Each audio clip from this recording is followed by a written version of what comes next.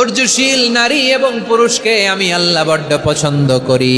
ওয়াস্তাঈনু বিস-সাবরি ওয়াস-সালাহ ওয়া ইন্নাহা লাকাবীরাতুন ইল্লা আলাল খাশিঈন। আল্লাহ বলে যখন বিপদে পড়বা সালাত এবং সবর দিয়ে আমার কাছে সাহায্য চাইবা। বিপদ আসলেই রাহমাতাল লিল আলামিন জায়নামাজে দাঁড়ায় যেতেন। আমরা বিপদ আসলে কি করি? হায় হুতাশ, ফেসবুকে স্ট্যাটাস দেই, ঠিক কিনা? ফেসবুকে শেয়ার দেই। বিপদ আসলে বন্ধুর সাথে শেয়ার দেওয়ার আগে, নিজের স্ত্রীর সাথে শেয়ার দেওয়ার আগে, ফেসবুকে শেয়ার দেওয়ার আগে শেয়ার করবো কার সাথে? আল্লাহর সাথে। কারণ আপনার বিপদ থেকে আপনার কেউ উদ্ধার করতে পারে না, একজন সত্তা ছাড়া। চিল্লায় বলতে হবে তিনি কে? সে আল্লাহ বলেন, গোলাম বিপদে ধৈর্য ধারণ করো। আল্লাহর হাবিবকে আল্লাহ সান্ত্বনা দিচ্ছেন, ওয়াসমির আলা মা ইয়াকুলুনা ওয়াহজুরহুম হাজরান জামিলা। ও নবী, ওরা যা বলে মন খারাপ করবেন না, মন ভাঙবেন না, ধৈর্য ধারণ করুন। ওয়াহজুরহুম হাজরান জামিলা, তাদেরকে সুন্দরভাবে ইগনোর করুন।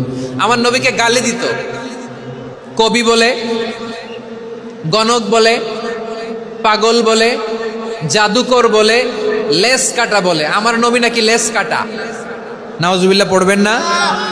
আমার নবী নাকি নির্বংশ, ওনার বংশ নাকি দুনিয়াতে টিকবে না। বলে মুহাম্মদ, তোমার কোনো ছেলে সন্তান বেঁচে নাই, তোমার বংশ নির্বংশ হবে। আল্লাহ বলে ইন্না শানিয়াকা হুয়াল আবতার। আমার নবীকে যারা বলেছে নির্বংশ, ওরাই আসলে নির্বংশ, ওরাই পিতৃ পরিচয়হীন জারদ সন্তান। চিল্লায় বলো ঠিক কিনা? ওয়ারাফা'না লাকা যিকরাক। আল্লাহ বলেন, নবী আপনার সম্মান আমি বাড়িয়েছি, দুলোক ভোলোক ছাড়িয়ে, সাতাকাশ মাড়িয়ে আমার আরশ পর্যন্ত আপনার সম্মানকে বুলন্দ করেছি।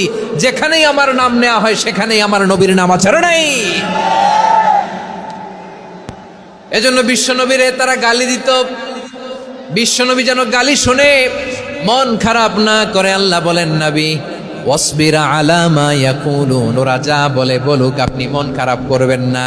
আমার নবীরে কাফিরেরা যেমনি গালি দিত, এই যুগে আমাদেরকেও গালি দেয় এমন কিছু লোক আছে না নাই?